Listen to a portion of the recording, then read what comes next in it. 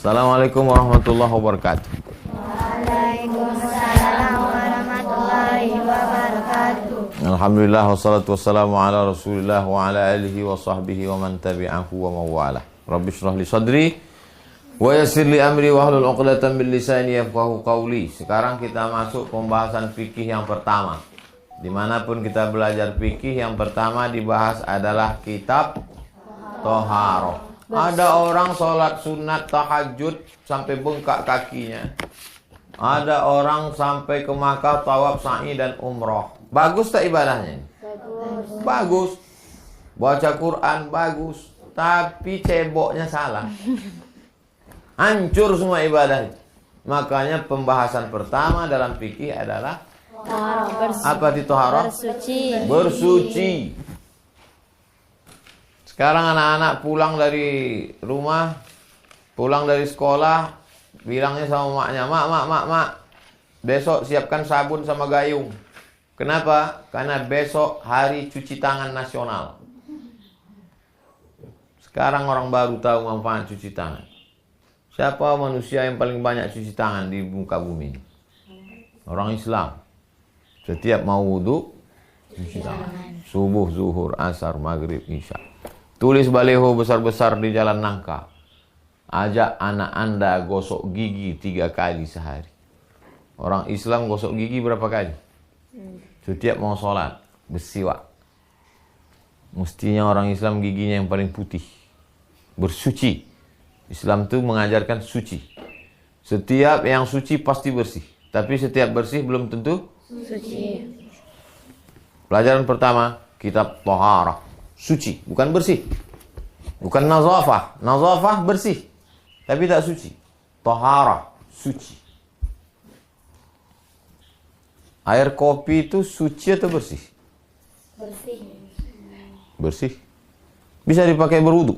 Tidak. Berarti tak mensucikan. Suci, tapi tak mensucikan. Ada lagi suci, mensucikan. Nanti kita bahas. Kitab Toharah, bersuci. Dalam hukum Islam, soal bersuci dan segala seluk-beluknya termasuk bagian ilmu dan amalan penting, terutama karena di antara syarat sah. Syarat solat telah ditetapkan bahwa seorang akan mengerjakan solat diwajibkan suci dari hadas dan suci pula badan, pakaian dan tempat. Suci badan, suci pakaian, suci tempat. Suci tempat kita ini. Suci. Badannya suci. Bajunya kotor. Kenapa bajunya kotor? Dimasukkan ke dalam mesin cuci. Masukkan baju koko ustadz, sama celana, sama kain sarung masuk. Masuklah celana anak kena kencing ke dalam.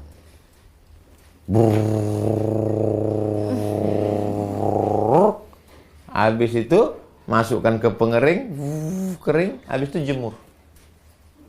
Suci tak? Bersih tak? Bersih. Cium wangi. Tapi tak suci. Kenapa? Bercampur dengan air kencing. Jemur. Pakai sholat. Allahu Akbar. Mana diterima? Najis, kotor. Gara-gara tak dibilas. Mestinya bilas. Kenapa tak kau bilas? Ini Pak tertulis di sampulnya. Tanpa kucek, tanpa bilas.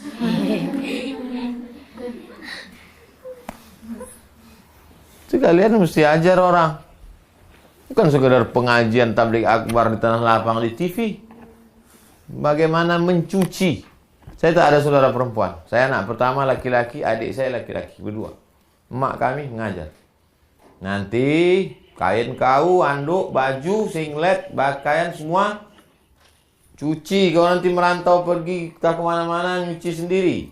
Habis cuci, bilas, siram, baca selawat. Allahumma sholli ala sayyidina Muhammad wa ala alihi wasallam. Begitu mak kami dulu ngajar. Itu maka saya memilih santri perempuan.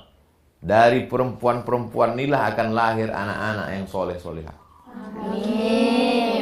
Mak kami mengajar dari mulai bagaimana melipat kalau bangun pagi spray mesti rapi, celana mesti dilipat bersih, handuk tak boleh di atas tempat tidur, mesti semua diajar. bagaimana mencuci, bagaimana memasak. Diajar saya masak. Satu perempuan, lahir anak-anak yang luar biasa. Anak kandung maupun anak murid.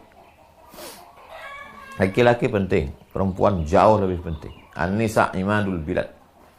Surat Al-Baqarah 222. Innallaha yuhibbut tawwabin. Allah suka pada orang yang bertaubat.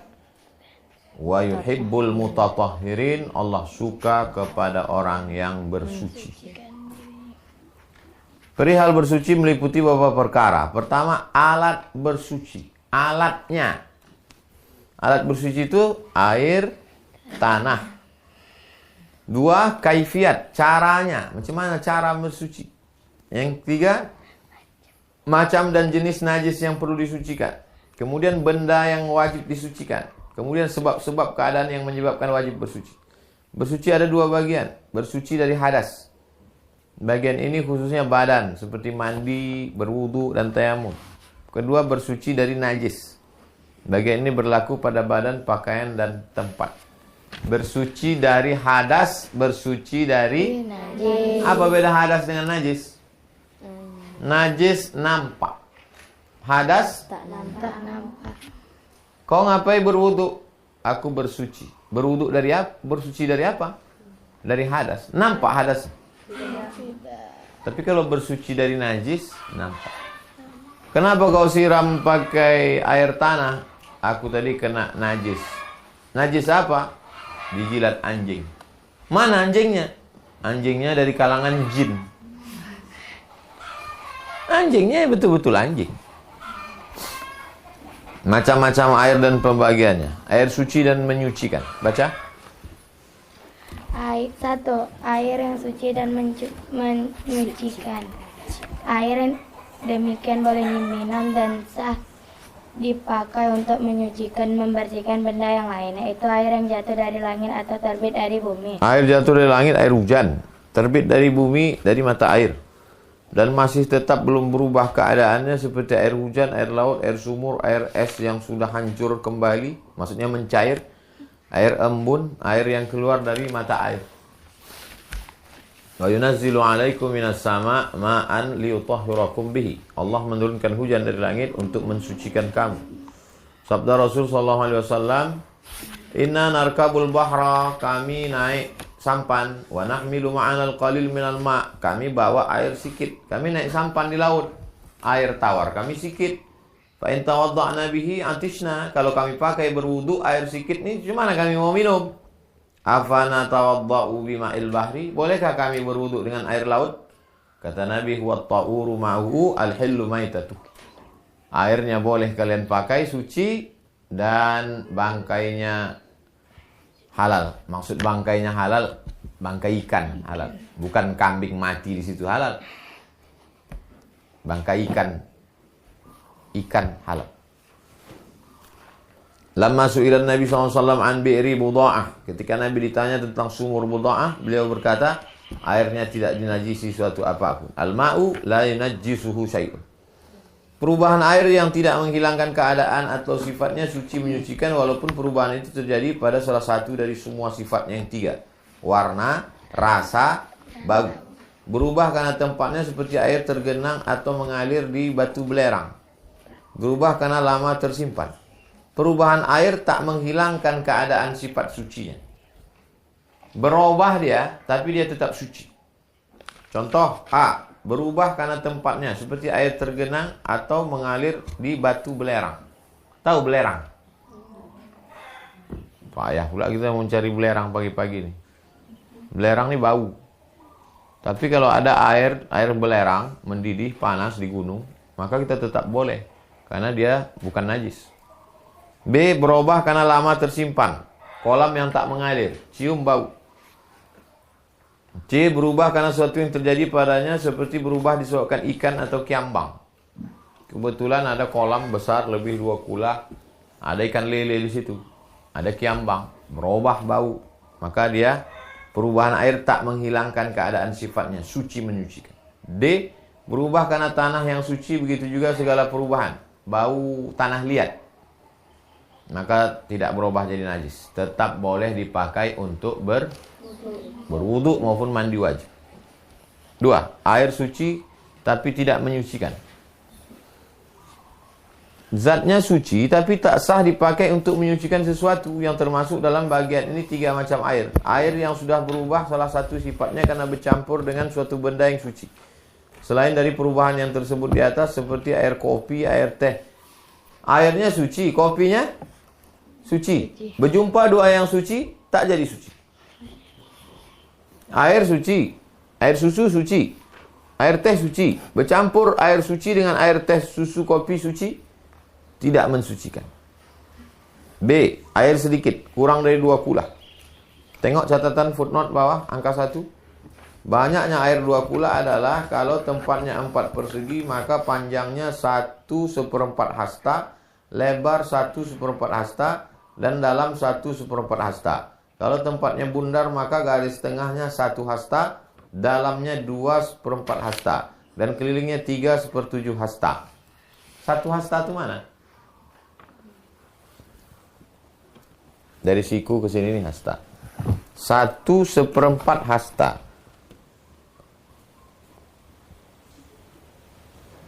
Lebih kurang segini. Jadi bak di kamar mandi mesti tingginya segini. Kalau dia petak, tingginya segini, lebarnya segini. 1/4 hasta. Balik dari sini begini aja lah kalian balik dari sini. 60 cm. Air sedikit kurang dari 2 kula sudah terpakai untuk menghilangkan hadas atau menghilangkan hukum najis, sedangkan air itu tidak berubah sifatnya dan tak pula bertambah timbangannya. Air pohon-pohonan atau air buah-buahan seperti air yang keluar dari tekukan pohon kayu, air nira, air kelapa. Ditekuk dia keluar air. Air nira, dipotong tangkai dahannya keluar air. Bisa dipakai untuk wudu. Tangkai kelapa dipotong keluar air. Atau buah kelapa dibelah keluar air. Bisa dipakai untuk wudu. Tebu ditekuk keluar air. Bisa dipakai? Sampai ke hutan ada akar kayu, tak bisa pakai. 3. Air najis, termasuk bagian ini 2 macam. Sudah berubah salah satu sifatnya oleh najis, air ini tak boleh dipakai lagi, baik airnya sedikit maupun banyak, sebab hukumnya seperti air najis. Air sumur, sumurnya dalam 3 meter.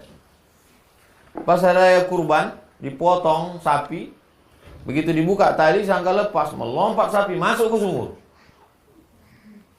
Bisa dipakai air berwudu? Sudah berubah salah satu sifatnya oleh najis, darah sapi masuk. Air bernajis tapi tak berubah sifatnya. Air ini kalau sedikit berarti kurang dari 2 kula, tak boleh dipakai lagi. Bahkan hukumnya sama dengan najis. Kalau air itu banyak berarti 2 kula atau lebih, hukumnya tetap suci dan mensucikan. Al-ma'u la yunajjisuhu syai'un illa ma ghalaba ala ta'mihi aw launihi aw rihihi. Air yang makruh. Air yang terjemur oleh matahari namanya air musyammas. Air terjemur di ember tuh pas mau berwudu dipakai. Tak boleh. Karena kalau air panas kena matahari itu dipakai menyebabkan kanker kulit. Tertahan darah, kena kanker kulit. Tapi kalau airnya dimasak pakai kompor, boleh. Beda air dipanaskan karena cahaya ultraviolet, cahaya matahari dengan panas. Air terjemur matahari dalam bejana. Bejana itu ember. Selain bejana emas dan perak, air makruh dipakai untuk badan, tapi tak makruh untuk pakaian, kecuali air berjemur di tanah seperti air sawah, air kolam. Kau kenapa tak wudu?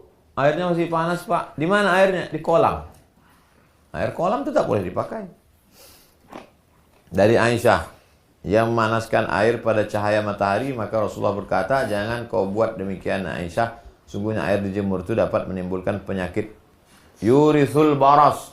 Memakai air berjemur bisa menyebabkan penyakit baros, supak, bebelang. Pernah tengok belang? Nauzubillah. Artis yang kena penyakit belang, Michael Jackson. Kena dia bebelang putih. Pertama kali tumbuh di sini, habis itu di sini. Putih. Tengoknya di kaca putih, diputihkannya semua. Itu asalnya Michael Jackson tuh putih semua. benda yang termasuk najis. Suatu barang menurut hukum aslinya adalah suci selama tak ada dalil yang menunjukkan bahwa benda itu najis. Benda najis itu banyak. Satu, bangkai binatang darat yang berdarah selain dari mayat manusia. Adapun bangkai binatang laut seperti ikan dan bangkai binatang darat yang tak berdarah seperti belalang, bangkai binatang darat yang berdarah najis. Hurriman alaikumul maitatu, diharamkan bagi kamu bangkai. Adapun bangkai ikan dan binatang darat yang tak berdarah tidak termasuk arti bangkai yang umum dalam ayat tersebut karena ada keterangan lain.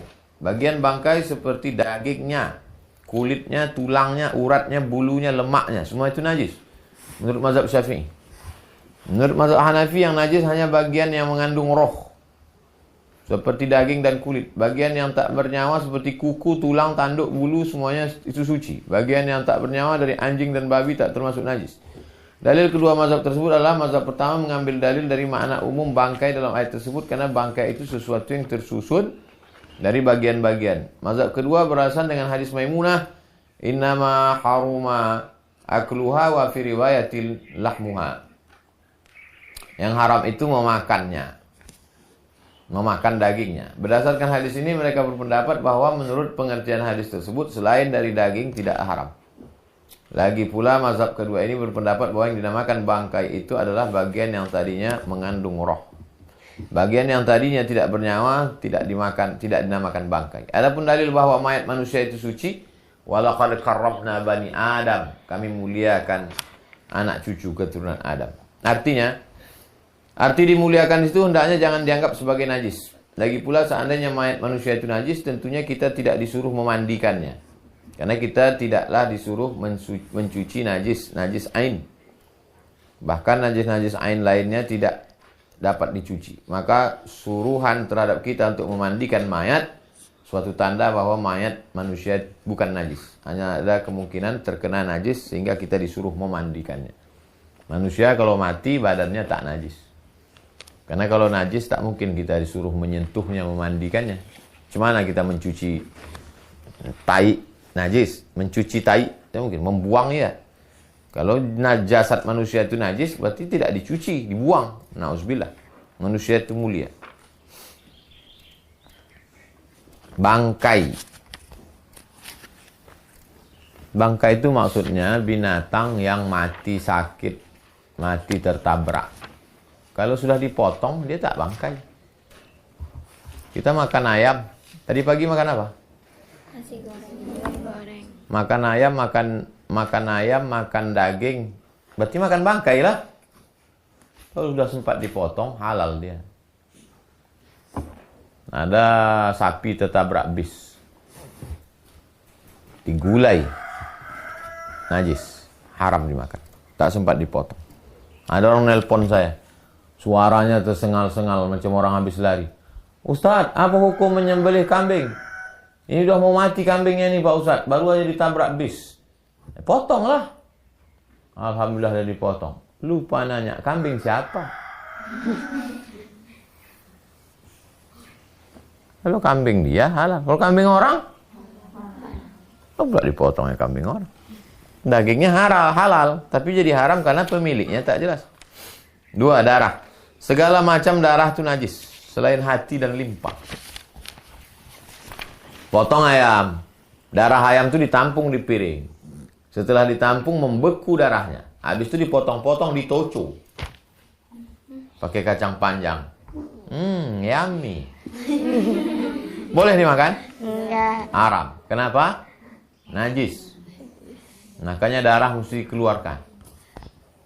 Sapi dipukul kepalanya pakai cangkol, mati. Ayam dipukul pakai gagang parang, mati. Tak keluar darahnya, haram. Darahnya bercampur dengan daging. Maka dipotong ayam itu sampai darahnya habis keluar. Sapi itu dipotong sampai. Orang barat tak dipotongnya. Sapi itu disetrum pakai listrik, mati. Habis itu dipotong dagingnya, diletakkan di atas api, tak pula masak. Tak dicuci, tak dimasak. Bolak-balik, masuk roti. Barbecue.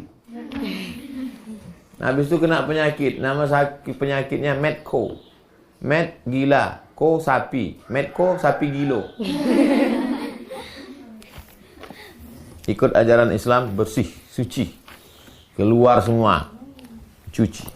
Kami dulu sampai mencuci pun diajari mak. Saya mengaji dari alif bata sampai khatam Qul a'udzu binnas dengan mak. Sampai mencuci pun diajari. Kau tak ada saudara perempuan. Nanti kau tak pergi merantau kemana-mana, tak ada kakak kau, tak ada adik kau mesti masak sendiri. Kalau mencuci ayam 2 kali cuci. Kalau mencuci kambing 4 kali. Kenapa gitu mak? Karena ayam tu kakinya 2.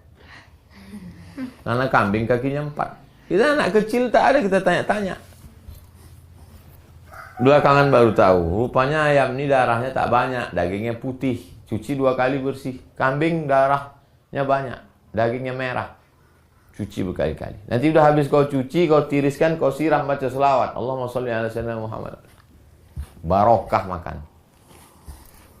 Sampai begitu. Saya mau kalian jadi perempuan yang mengajar anak kalian, anak didik kalian dari mulai menghafal Quran sampai mencuci kain, sampai mencuci daging kambing.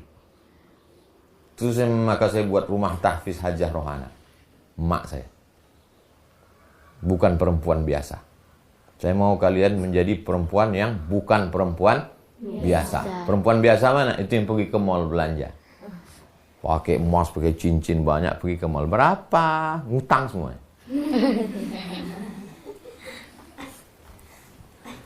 Lakinya kena darah tinggi, mati. Hurriman alaikumul maitatu, halaman 18. Hurriman alaikumul maitatu, diharamkan bagi kamu bangkai. Waddamu, darah. Walahmul khinzir, daging babi. Oh, jadi yang haram dagingnya aja Pak Ustaz, tulangnya. Di antara babi itu yang paling banyak adalah daging. Kalau yang banyaknya aja haram, apalagi yang itu maksudnya. Jangan nanti bilang daging babi, dagingnya aja. Ini apa yang kau makan? Ini sup tulang. Tulangnya halal. Kan tak ada sebut tulangnya situ. Disebutkan sebagian untuk menunjukkan keseluruhan. Uhilla lana maitatani wa damani. Dihalalkan bagi kami dua bangkai dan 2 darah. Ada 2 bangkai yang halal. Bangkai apa? As-samak, bangkai ikan. Al-jarad, bangkai belalang. Tak berdarah. Itu jalan-jalan situ dapat belalang. Goreng. Pernah makan goreng belalang? Enggak. Nanti kita buat menu goreng belalang. Wal kabid wattihal, hati dan limpa. Makan hati. Udah pernah makan hati? Makan hati. Kalau kalian kurang itu darah rendah, makan hati kambing. Saya kunang-kunang kalau nengok buku aja Pak. Itu lain itu. Dikecualikan juga darah yang tertinggal dalam daging binatang yang sudah disembelih. Sudah disembelih bersih, tiba-tiba ada tertinggal sedikit tak keluar. Nah, itu tak perlulah. Jadi kalian kalau pergi ke rumah makan sudah jelas itu. Minang Maimbau. Kan orang Islam itu Minang kan? Tak perlu pula kalian bawa mikroskop ke dalam. Mana daging darah-darah yang meninggal. Makan aja lah. Allah mau barik lana fi ma razaqtana. Binatang yang sudah disembelih. Begitu juga darah ikan. Ikan asal sudah dibelah, cuci, bersih, sudah. Sisa-sisa sedikit dimaafkan. Kedua macam darah ini suci atau dimaafkan. Ma'fuan. Artinya boleh atau halal. 3, nanah. Nanah itu adalah darah yang sudah berproses, mengalami perubahan. Nanah itu asalnya darah. Kalian punya bisul, itu darah itu. Darah yang berubah menjadi nanah. Segala macam nanah najis, baik yang kental maupun yang cair. Karena nanah itu merupakan darah yang sudah busuk. Darah yang membusuk berubah menjadi nanah. Yang kalian bayangkan waktu makan siang nanti. Nanti pas makan, ingat kau pelajaran tadi. Segala benda cair yang keluar dari 2 pintu. Semua itu najis. Sperma yang biasa seperti tinja, air kencing, ataupun yang tak biasa seperti mazi, baik dari hewan yang halal dimakan ataupun dari yang tak halal. Sesungguhnya Rasul diberi 2 biji batu dan sebuah tinja keras untuk dipakai istinja. Beliau mengambil 2 batu saja, sedangkan tinja beliau kembalikan dan berkata tinja itu najis. Tinja tai onta, kering, keras macam batu, dipakai untuk istinja. Kata Nabi, tai kambing pun kalau dijemur keras macam batu, dipakai untuk istinja, tak boleh. Istinja bersuci dengan batu.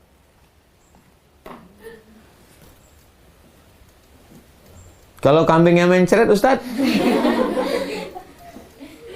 Kalau Nabi SAW, Nabi berkata ketika ada orang Arab yang kencing di masjid, datang orang Arab Badui, kencing di dalam masjid.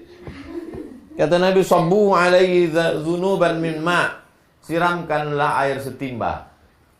Masjid Nabawi itu lantainya pasir. Waktu itu masih belum ada semen, belum ada karpet. Datang orang Arab Badui kencing di situ. Datang sahabat, sabutnya pedang, pancung kepalanya.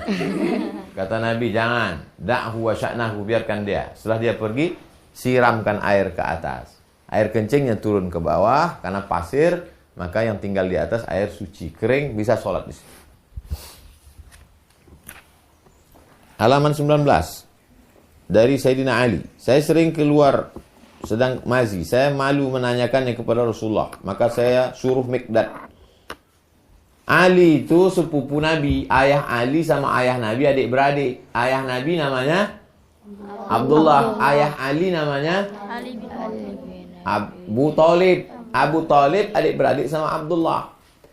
Jadi satu sisi Ali itu saudara sepupu dia, tapi Ali itu juga menantu dia.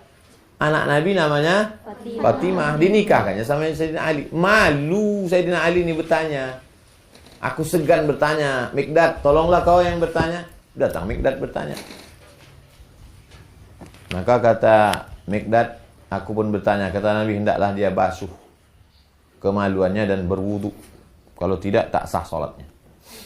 5. Arak. Setiap minum keras memabukkan. Arak itu apa Pak Ustadz? Anggur dipijak-pijak. Anggur busuk, anggur yang busuk itu dipijak beramai-ramai. Dipijak ramai-ramai, habis itu disaring. Habis itu disaring, dimasukkan ke botol. Disimpan selama 7 hari, berbuih dia, fermentasi, diminum. Itulah dia khamar, arak. Itulah asal muasalnya dulu. Panen anggur yang bagus dimakan, anggur yang busuk dipijak-pijak, dimasukkan ke dalam saringan, dimasukkan ke botol. Itulah jadi khamar. Diminum, mabuk. Kalau di tempat kita, tuak. Dari nira. Nira yang dimasukkan ke botol, disimpan, fermentasi, berubah haram. Karena menghilangkan ingatan. Error. Mabuk dibuat. Itu kalau kena ke kain, tumpah ke baju, bisa dipakai sholat? Tidak. Najis, kotor. Arak, setiap minuman keras memabukkan. Innamal khamru wal maisir wal ansabu wal azlamu rijsun min amali syaitan. Anjing dan babi, semua hewan suci kecuali anjing babi. Tahuru ina'i ahadikum idza walagha fihi al-kalbu. Kalau ada anjing menjilat, ada air di situ di dalam tong. Tiba-tiba datang anjing, dijilatnya. Tumpahkan semua air yang ada di tong itu, lalu dibersihkan dengan cara disiram pakai 7. Salah satu air yang 7 itu dicampur dengan air tanah. Boleh di pangkal, boleh di ujung. Siram dulu pakai air tanah sekali, habis itu 6 kali pakai air suci, air bersih. Ulahunna biturab, salah satunya dengan air tanah. Cara mengambil dalil dengan hadis tersebut ialah dalam hadis ini kita disuruh mencuci bejana yang di dalam anjing, mencuci sesuatu disebabkan 3 perkara, karena hadas, karena najis, dan karena kehormatannya. Di mulut anjing sudah tentu tak ada hadas, tak pula ada kehormatan. Oleh sebab itu pencuciannya hanya karena najis. Babi dikiaskan dengan anjing karena keadaannya lebih buruk daripada anjing. Sebagian ulama berpendapat bahwa anjing itu suci. Mereka beralasan dengan hadis yang diriwayatkan Abu Daud dari Ibnu Umar, bahwa di zaman Rasulullah anjing-anjing banyak keluar masuk masjid dan tak pernah dibasuh. Selain itu beralasan dengan firman, "Fakulu mimma amsakna alaikum." Dalam ayat ini kita diperbolehkan memakan binatang yang ditangkap anjing, tak disuruh mencucinya lebih dulu. Sedangkan binatang itu sudah tentu bergelimang dengan air liur anjing. Pendapat pertama menjawab bahwa keluar masuknya anjing ke masjid tidak menunjukkan sucinya. Begitu juga ayat tersebut tak dapat menjadi dalil sucinya, sebab memperbolehkan memakan binatang tidak berarti tidak wajib mencucinya. Hanya tidak diterangkan dalam ayat itu dalil wajib mencucinya. Intinya pendapat yang kuat bahwa anjing adalah najis. Kalau antum punya anjing, antum bawa anjing. Antum punya anjing, antum bawa anjing itu berburu. Anjing itu menangkap burung merpati, digigitnya leher merpati itu, kena air liurnya, antum cuci tak merpati itu? Cuci. Pakai 7 air. Satunya dengan air tanah. Cuci, habis itu barulah goreng. Bersihkan dulu, jangan pula goreng sama bulu-bulunya. 7. Halaman 20. Bagaimana badan binatang yang diambil dari tubuhnya selagi masih hidup? Kalian punya kambing. Hari ini diambilnya kaki sebelah kanan dulu. Halal tak dimakan? Bagian badan binatang diambil dari tubuhnya lagi masih hidup. Mak, aku ingin makan kambing hari ini. Janganlah, kita tunggulah Idul Adha. Tak sabar. Ayolah kau potonglah kakinya dulu. Diambil kakinya aja. Besok mau kaki. Sementara Idul Adha tak berkaki kambing itu. Hukum bagian-bagian binatang yang diambil selagi masih hidup adalah seperti bangkai. Karena tak dipotong lehernya. Maksudnya kalau bangkainya najis, maka yang dipotong itu juga najis. Seperti babi, kambing atau kambing. Kalau bangkainya suci, yang dipotong sewaktu hidup pun suci pula. Seperti yang diambil dari ikan hidup. Dikecualikan bulu hewan yang halal dimakan, hukumnya suci. Wa min aswafiha wa aubariha wa as'ariha asasan. Bulu domba, bulu unta, bulu kambing suci. Bulu domba, bulu kambing suci dimakan? Bukan, asasan, tempat duduk. Bulu kambing dikumpul, dijadikan tempat duduk, busa. Semua najis tidak dapat dicuci kecuali arak. Jika ia sudah menjadi cuka dengan sendirinya, maka ia menjadi suci. Apabila cukup syarat-syaratnya, seperti yang akan diterangkan nanti. Begitu juga kulit bangkai dapat menjadi suci dengan cara disamak. Sekarang kaifiat, cara mencuci benda yang kena najis. Untuk melakukan kaifiat mencuci benda yang kena najis, terlebih dahulu akan diterangkan bahwa najis terbagi pada 3. 1. Najis mughallazah, najis yang tebal, yaitu najis anjing. Benda yang terkena najis ini hendaklah dibasuh 7 kali. 1 kali antaranya dibasuh dengan air campur tanah. 2. Najis mukhaffafah, ringan. Misalnya kencing anak laki-laki yang belum makan minum. Anak laki-laki di bawah umur 2 tahun, belum makan lontong sayur, nasi uduk, mie ayam, ayam penyet, baru hanya ASI saja, air susu ibu, maka tidak perlu dibasuh. Mencuci benda yang kena najis ini sudah memadai dengan memercikkan air pada benda itu. Tas lagi kalian pegang anak ini. Lucu anaknya ya. Iya. Kencing dia. Kalian mau sembahyang, apa wajib dicuci ini? Tidak. Ambil air dan percik aja. Sembahyang. Kalian tanya dulu emaknya. Anak ini umurnya berapa, Bu? Setahun setengah. Makanannya apa? ASI aja. Kadang-kadang aja makan mie ayam. Tak bisa. Karena udah bercampur makannya dengan makan lain. Adapun kencing anak perempuan yang belum makan apa-apa selain ASI, kaifiat mencuci hendaklah dibasuh sampai air mengalir di atas benda yang kena najis. Beda anak laki-laki sama anak perempuan. Anak laki-laki cukup dipercikkan. Anak perempuan mesti dibasuh. Jadi, kalau kalian gendong anak, tanya dulu. Anak ibu ini laki-laki apa perempuan? Kalau kalian gendong anak-anak, kencing dia, orang tuanya bilang, kau bertuah, katanya. Biar apa? Biar kalian tak mengamuk. Hadis, kencing anak perempuan dibasuh, kencing anak laki-laki dipercikkan. 3. Najis mutawassithah, pertengahan, yaitu najis yang lain daripada kedua macam yang tersebut di atas. Najis pertengahan ini terbagi 2. Najis hukmiyah, yaitu yang kita yakini adanya tapi tak nyata zat, bau, rasa, warnanya. Seperti kencing udah lama kering hingga sifat-sifatnya hilang. Cara mencuci najis ini cukup dengan mengalirkan air di atas benda tersebut. Tak nyata lagi zatnya, baunya, rasanya, maka cukup mengalirkan air saja. Yang kedua, najis ainiyah, yaitu masih ada zatnya. Zatnya maksudnya bendanya masih ada, warnanya masih ada, rasanya, baunya.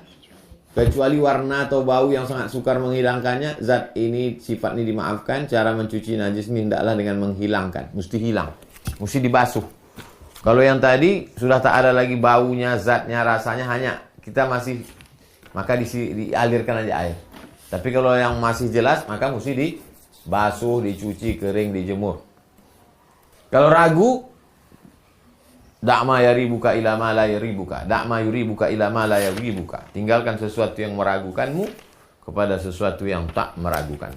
Kita habiskan sampai istinja, baru besok kita masuk ke wudu. Istinja. Apabila keluar kotoran dari salah satu dua pintu tempat keluar kotoran, maksud dua pintu, kubul dan dubur. Wajib istinja dengan air atau dengan 3 buah batu. Yang lebih baik mula-mula dengan batu atau lainnya, kemudian dengan air. Dengan batu dulu, setelah itu baru dengan air. Kalau langsung dengan air tak apa-apa, ini sunnah. Idza stajmara, ada orang kena azab kubur gara-gara tak cebok, tak basuh. Makanya Nabi mengambil pelepah korma, ditusukkannya ke kubur. Kenapa kau tusukkan ke kubur ya Rasulullah? Karena pelepah korma ini bertasbih. Tasbih pelepah korma bisa meringankan azab orang di kubur. Kenapa dia diazab? Karena kencing tak cebok, tak berbasuh. 2 kubur. Kubur yang ini tak cebok. Kubur ini suka mengadu domba, membawa-bawa cakap. Cakap dari rumah Maroko dibawa ke Aljazair, dibawa oleh Tunisia, masuk Malaka, masuk. Bercampurlah orang itu berkelahi. Nah, itu kena azab kubur nanti. Idza stajmara ahadukum falyastajmir witran. Kalau kamu beristinja dengan batu, hendaklah dengan ganjil. Di Arab tuh susah air. Jadi kalau dia di tengah perjalanan air minum tak ada, maka pakai batu. Tempat kita banyak air. Dari atas air, dari bawah air. Banjir pula tadi. Nahana Rasulullah SAW an nastanji bi aqal min 3 ahjar. Nabi melarang jangan kurang dari 3 batu. Itu juga faktor makanan. Orang Arab tuh makanannya kering. Korma, gandum.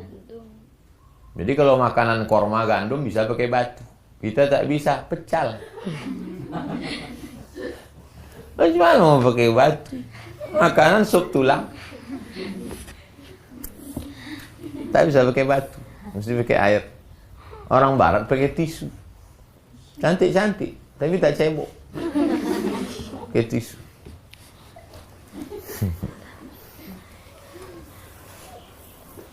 Dalam hadis disebutkan 3 batu, berarti 3 buah batu atau 1 batu bersegi 3. Yang dimaksud dengan batu di sini adalah setiap benda yang keras, suci dan kesat seperti kayu, tembikar dan sebagainya. Adapun benda yang licin seperti kaca tak sah pakai istinja karena tak dapat menghilangkan najis. Demikian pula benda yang dihormati seperti makanan. Kau istinja tadi pakai apa? Pakai roti. Kenapa tak pakai batu? Enggak level. Kenapa tak boleh? Karena mubazir. Orang mubazir saudara setan. Syarat istinja dengan batu dan yang sejenisnya hendaklah dilakukan sebelum kotoran kering. Begitu habis langsung, jangan udah kering.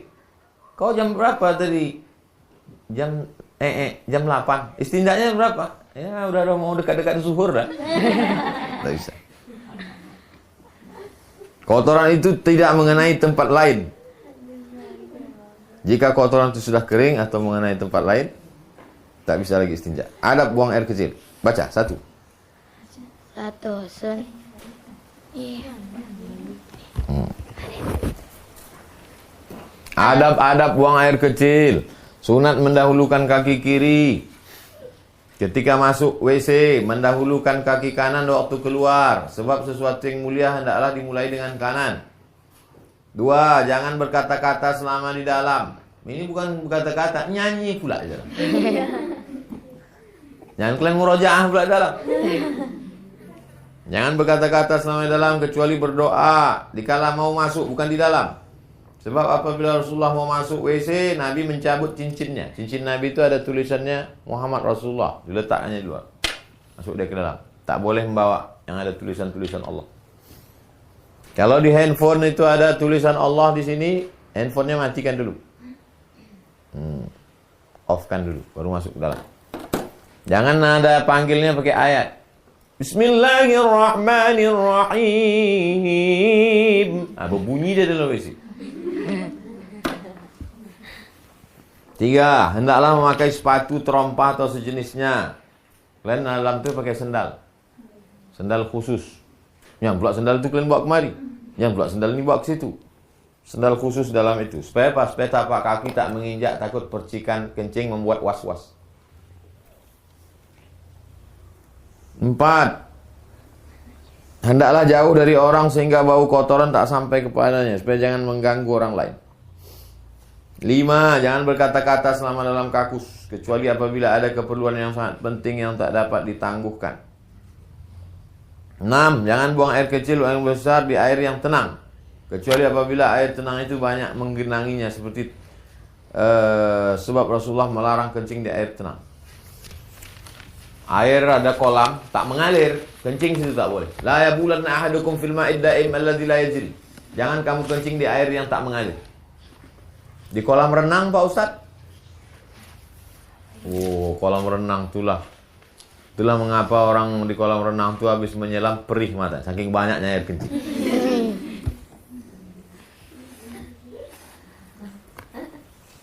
Kau kenapa? Aku kentut di kolam renang, kata dia. Terus ampas-ampasnya ikut juga. 7. Jangan buang air kecil di lubang-lubang tanah. Pergi outbound camping, nampak lubang tanah, kencing di lubang tanah. Boleh apa tak boleh? Di dalam lubang tanah itu ada jin yang sedang walimah. Itulah maka banyak anak SMP diganggu jin. Tak belajar fikih, pas lagi camping kencing, habis itu ganggu. Kenapa kau terkencing, kami sedang acara kenduri, tiba-tiba datang banjir bandang. Karena kemungkinan ada binatang yang akan tersakiti di lubang itu. 2 sebabnya tak boleh. Yang pertama, masakinul jin, karena di situ tempat jin, lubang-lubang tanah. Yang kedua, karena di situ tempat serangga, tempat semut, tempat aneh-aneh. 8 yang terakhir, jangan buang air kecil dan besar di tempat pemberhentian, karena mengganggu orang yang tak berhenti. Ini dalam perjalanan panjang nih, musafir, ada di situ pokok kayu. Biasanya orang bernaung di situ di bawah pokok kayu nunggu matahari teduh. Kencing di situ. Jadi orang asal sampai situ, selaka 12 selaka. Aduh setan, sumpah serapah orang. Matilah kau nak covid lah kau. Tuh, habis. Besok kita bahas masalah wudu. Kita tutup. Ada pertanyaan? Besok kita bahas masalah wudu. Besok masalah wudu, ambil ember 1, letakkan di muka, praktek wudu. Minta ember yang pakai air, diisi air, letakkan muka. Besok kita bahas masalah wudu. Kita tutup dengan baca kafaratul majlis. Subhanakallahumma wa bihamdika asyhadu an la ilaha illa anta astaghfiruka wa atubu ilaik. Wassallallahu ala sayyidina Muhammad wa ala alihi wasallam walhamdulillahi rabbil alamin.